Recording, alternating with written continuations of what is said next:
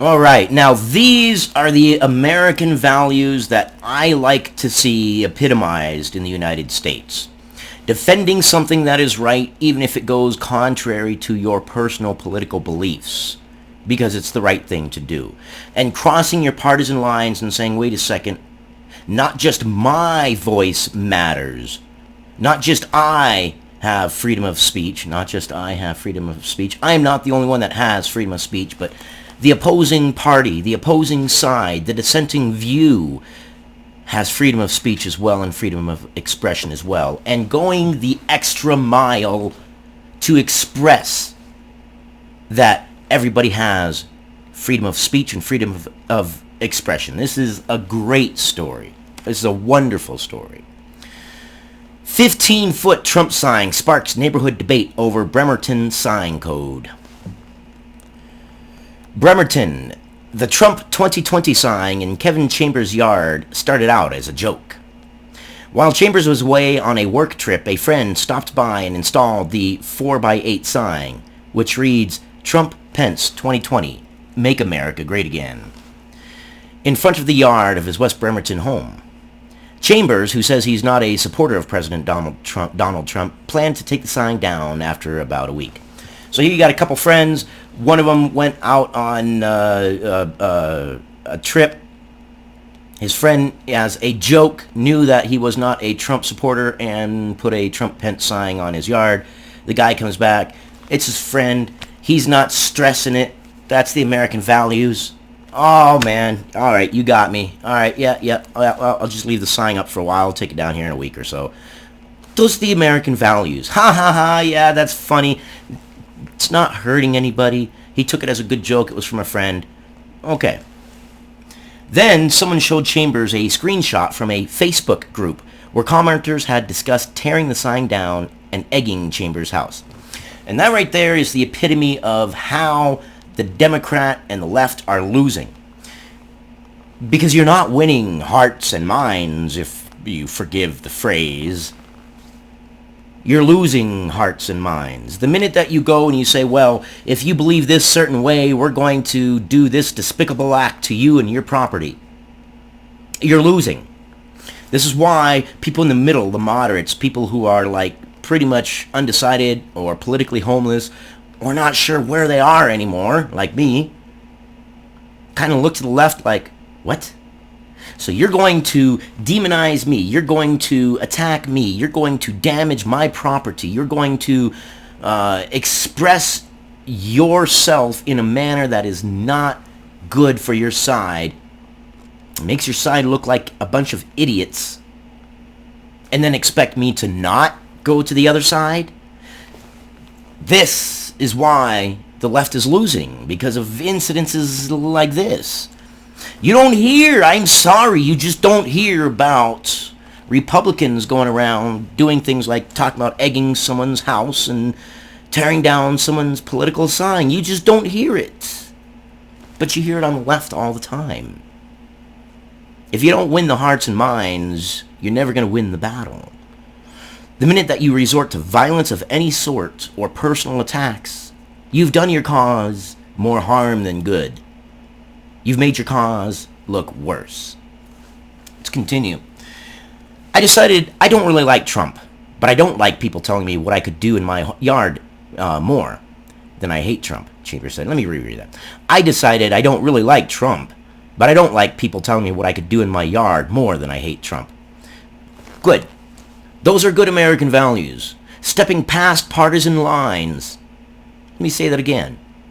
Stepping past partisan lines and standing up for what is right, not only for yourself, but for your friends and your fellow Americans. Those are American values that I can stand by. So the sign stayed up until someone tagged it with spray paint. In response, Chambers and Robert Parker, a South Kitsap resident who owns the sign, used wood stilts to elevate it to 15 feet above the ground. Nice. That's where the sign has stayed until 2 weeks ago when Chambers received a letter from the city telling him the sign was in violation of city code. Under Bremerton's rules, non-commercial signs are limited to a maximum height of 6 feet. The city has given Chambers until January 21st to either lower the sign or take it down. Maximum height of 6 feet, but it's still going to get tagged, still going to get graffitied on, and that's horrible.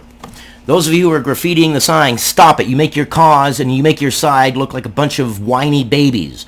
You make them look like a bunch of idiots. You make them look like a bunch of people who don't care about democracy or freedom of speech or freedom of expression.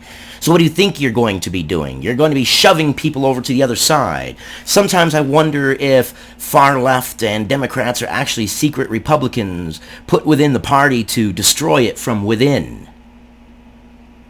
Because if you ever want to destroy the values of your side and the perception of your side, this is how you do it. You go all crazy against the other side without nice, even, reasoned debate. Talking about egging the person's house. You look like a bunch of idiots.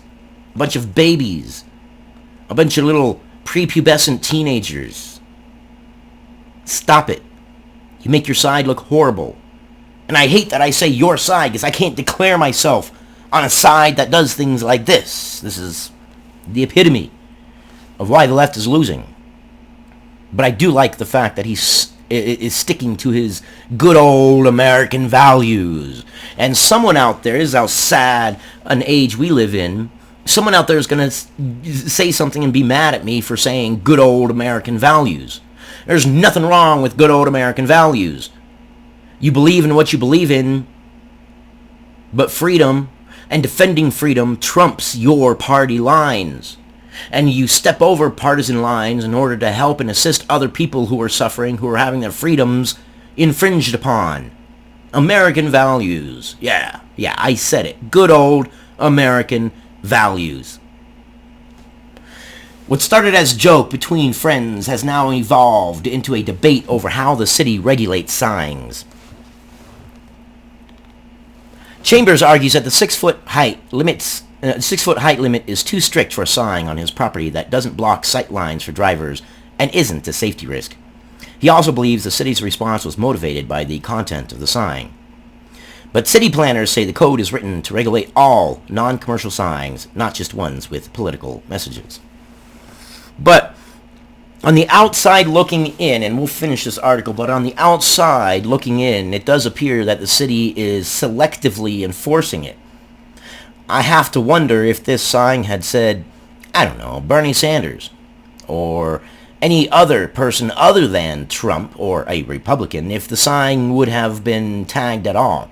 Now later on it's going to say why the city was coming after the sign, and that's very pertinent, but we'll get to it in a second. We're not saying that based on the content of his sign that he has to take it down. It's purely that, hey, your sign is too high. Just bring it down a bit. That way we're in compliance, city planner Justin Rowland said. Yes, because if everything was just simply that simple, but it's not. You have a situation where an individual is trying to express freedom. Yeah, it started off as a joke, a friend making a joke, but it ended up being where this person is sticking by his freedom, sticking by his guns, and sticking by those American values. So it's not just a simple measure of lower your sign. Now it's a measure of this person is expressing his free speech. Under Bremerton's code, non-commercial speech signs are signs with religious, political, social, or philosophical messaging and don't promote commercial products or service. Signs can't be bigger than 32 square feet, and the maximum height is limited to 6 feet tall, measured from the ground to the top of the sign. So the top of the sign is 6 feet. The bottom of the sign is well within reach of pretty much everybody to spray paint and damage again. I recommend he puts a camera up, records it, goes to the city, and sees if the city will do anything to anybody that damages that sign. As much as I hate to say it, I kind of think that if he did, the city wouldn't do anything. The 6-foot height limit is the tallest the city can allow without requiring the sign owner to apply for a permit, according to city planning manager Allison Satter. Signs taller than 6 feet are required to be inspected for safety under international residential code rules. International residential code rules? I don't know. In my field, I am pretty apt on the UMC, the Universal Mechanical Codes, and quite a few other code books. They're always changing every year, and it's kind of bizarre because they charge you $600 every year for a book, and then next year they charge you $600 for another book that has all the new codes in it, and they've changed one word. One word. They took out and put or in it. And literally, you have to go through, and you have to go through, and you have to research what was the change, just in case it's something that was pertinent to you. So yeah, residential code rules. I don't know. Code rules are heavily confusing, and I would like to look at them. Maybe I'll research Bremerton City planning codes and see what it says. That'll be a boring read. Maybe I won't. The city doesn't proactively search for signs. Now, this is the important part. The city does not proactively search for signs that are out of compliance. They don't drive around. They don't look at signs. They don't take out a tape measure and be like, nope, you're not in compliance. Rowland said instead, complaints from citizens drive what signs the City Code Compliance Department investigates. So you actually don't go after signs that are above this height. You only go after signs that are above this height where people have called. In other words, it is political. And the city is allowing it to be political. If it's in his yard and it doesn't block the line of sight and there isn't like a freeway off-ramp or something where you have to be able to see past the sign to see traffic, I don't see a problem with it. Complaints from citizens drive what signs the city's code compliance department investigates. In this instance, a December 18th complaint from a resident alerted the city to Chambers' sign. So in essence, it is political. Perhaps not by the city specifically, but it is political in nature. Satter said she agreed with Chambers that the way the sign is displayed now doesn't pose any health or safety issues. So the city admits, ain't nothing wrong with it. It's not creating health or safety issues, but somebody complained, and it's a Trump sign, so you got to take it down. I mean, on the outside looking in, this is the way it seems. Anybody in Bremerton, you've got to admit that on the outside, if you step back and you take your partisan lines and you chuck them aside for a minute, and you look at it from a third-person perspective, and you look at it like, wow, okay, yeah, this doesn't make our city look good. This doesn't make our city look like they enjoy freedom of speech and things like that. It just kind of doesn't. I understand that you have to have your codes and things like that for safety, but it just doesn't seem like this is equally applied to me. Because it's not a health and safety issue, it's not a priority for the city, but it is a violation, Satter said. You can say whatever you want on your property, you just have to be compliant with those two minimal codes. But then what if he takes it down and it gets graffitied and he complains to the city? Will the city do anything to stop people from damaging his property on his property? Will they actually do anything? They sure as hell will enforce him taking down the sign, but will they enforce non-graffiti laws? I kind of don't think that they will. So he brings down the sign, people graffiti it, he calls the city, and what? I hate to say it, but I just don't believe anything would happen. The issue is more broad for Chambers, who said he wouldn't have had to raise the height on the sign if the city properly enforced its rules on graffiti. Bam, there you go. He also called out overzealous neighbors who don't believe people can have their own opinion. Yeah. Welcome to the dystopian future that the left Democrat society wants. Believe as we believe, or else we'll get you. Or your stuff. If you have to use violence, threats of violence, damaging someone's property because you want to try to express your side, then your side is weak and wrong. If your side cannot bring people over with their points of view, with their good actions, with what they believe in alone, then your side is weak and you need to leave that side. There's a lot of anger and vitriol when people don't agree. That's why he let the sign stay up in the first place, Chambers said. He was making a political point, and I agree with it. He's not a Trump-Pence supporter, but you know what? He's a supporter of freedom of speech and freedom of expression and good old-fashioned American values. While City Code doesn't regulate specific content on non-commercial speech signs, in fact, the sign advertises President Trump's re-election played a part in the city's decision to cite him for a violation. I believe it did. I believe it did as well. On the outside looking in, that's the way it appears. I think the complaint was politically motivated, and I don't think the city would have responded this way if it wasn't Trump, Chambers said. The city treats all non-commercial signs the same way, regardless of messaging, Rowland said. I doubt it. I doubt it. You even admitted it's only when someone calls, so if it had been a left-leaning sign, a Democratic-supporting sign, but you wouldn't have gotten called, because Republicans just don't seem to act that way. Not as a whole, yes. Are there fringe ones where they do? Yes, but how many stories do you hear about this, about someone wearing a Trump hat? An 89-year-old man wearing a Trump hat and getting attacked. I hate Antifa. Antifa, you guys are the fascists. How ironic is that? The anti-fascists are the fascists. Who could have seen that one coming? Gee, anybody who's read history could see that one coming. Power corrupts. Absolute power corrupts, absolutely. If there are complaints about any other potential candidates for the upcoming elections, if complaints are made about those signs and we look at it, we will follow through the same way we have with Mr. Chambers, Rowland said. Yes, but Republicans seem to allow, as a whole and in general, Democrats and left-leaning people to have their voice, and they don't really complain, and they actually listen and have reasonable debate for the most part, from what I have seen. But Democrats seem to go to this personal attack, and they want to get violent and destroy property.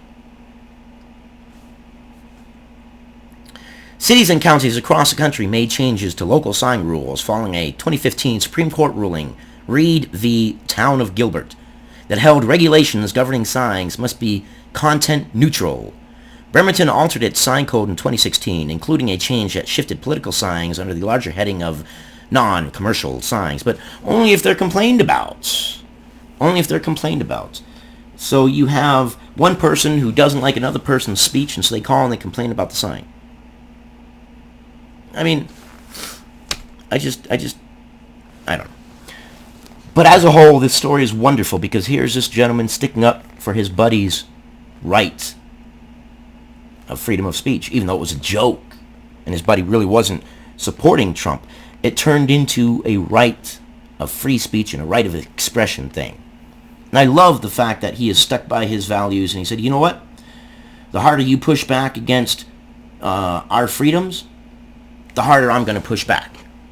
The harder you push against me to silence this speech, even though I don't agree with the speech, I'm still going to defend it.